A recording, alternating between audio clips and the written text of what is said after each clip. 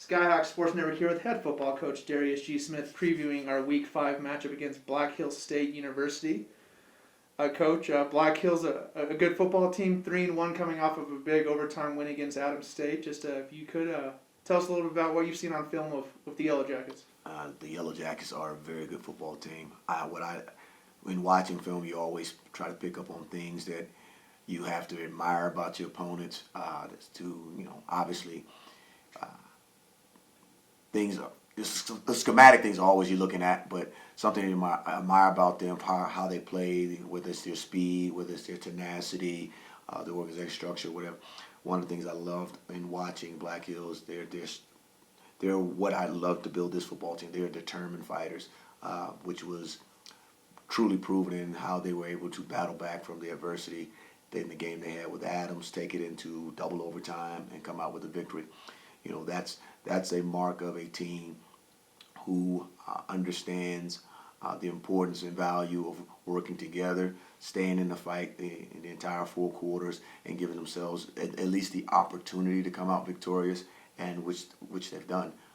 You watch all the games that they've played, they've made sure that from snap to whistle, it's going to be a very good physical football game, and that's important to be able to be successful in this conference. So, I'm always excited to try to match up my team with everyone in this conference, and we're still building. We got a long ways to go, but again, that's another challenge that we want to accept and try to meet and see if we can put the best foot forward to make the game beneficial for both us to make the game very exciting. I know that they're going to come in with a lot of energy, with that 3-1 record, and our job is to match that and play at their level, and still a little bit of their fire. Make sure that we're fighting for 4 quarters all the way to the end. All right. Black Hills currently ranked number 2 in the RMAC in rushing, I think 225 yards per game.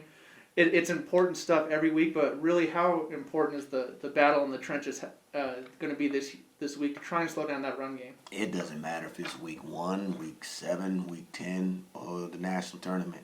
The game is won in between the trenches. Offensive and defensive line play is so huge and so critical in every ball game you go into. So now that they're showing their dominance in their offensive line, in their run game, that obviously that's one of those things that we have to meet head on and try to shut down and stop and somewhat make them one-dimensional. We know with their good group of running backs and that offensive line, there are going to be some plays that are going to be made. We have to minimize those plays, and again, like I said, try our best to make them one-dimensional and put the game in the pass game, and then let's see where that matchup truly is with our secondary and their receiving corps. Defensively so far, Black Hills allowing about 460 yards per game defensively. So it's a team that teams have been able to move the ball against so far. What are things that we need to take advantage of offensively Saturday? Offensively, we have to play balanced football. We have to take advantage of their mistakes. We have to make sure that, again, that trench warfare game that we talked about that goes in favor for them, we've got to try to increase that in our favor so that we can get our run game going. And make sure that we're making the correct reads in the passing game to take advantage of some of the miscues that we've seen, that everyone has seen in their game, in their pass defense, which is why they've allowed it, for the yardage that they have. But at the same point in time, the tenacity which they fight back with, it's more about the energy in which they play that we have to make sure that we match and meet and compete there. There's going to be some opportunities for us to take advantage of some of the things that they do schematically on defense and on offense, and hopefully if we are able to do that, we'll be able to put some points on the board, get things going in our favor. But like I said, the game for them and for us is going to have to be won in the trenches.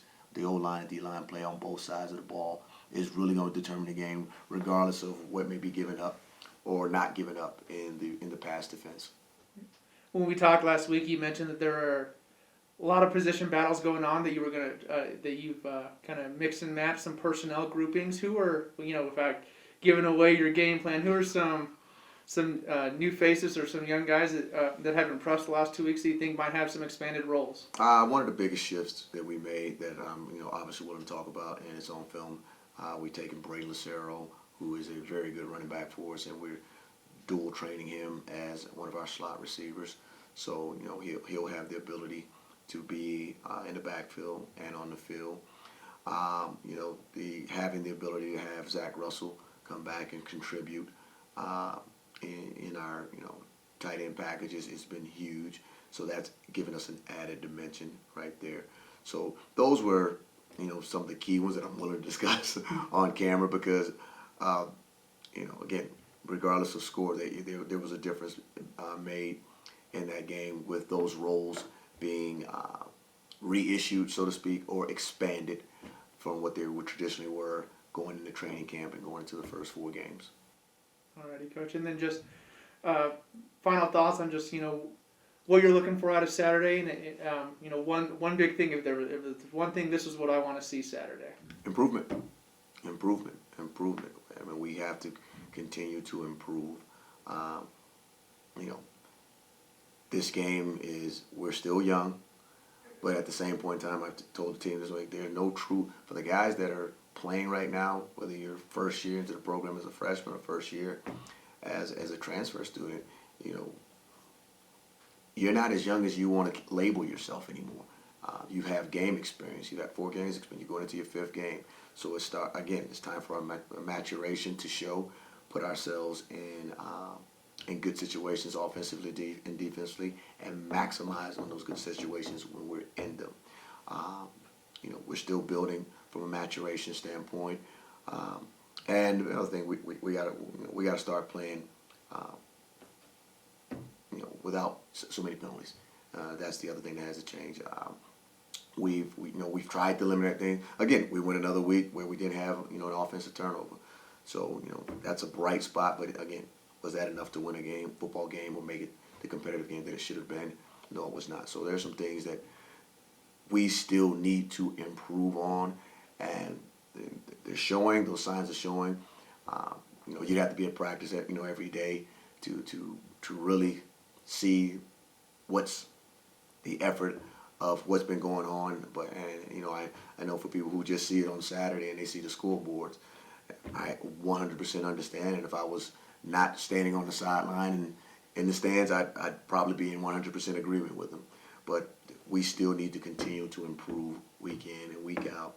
And again, this is a growing process for us, and I'm not making any excuses for it.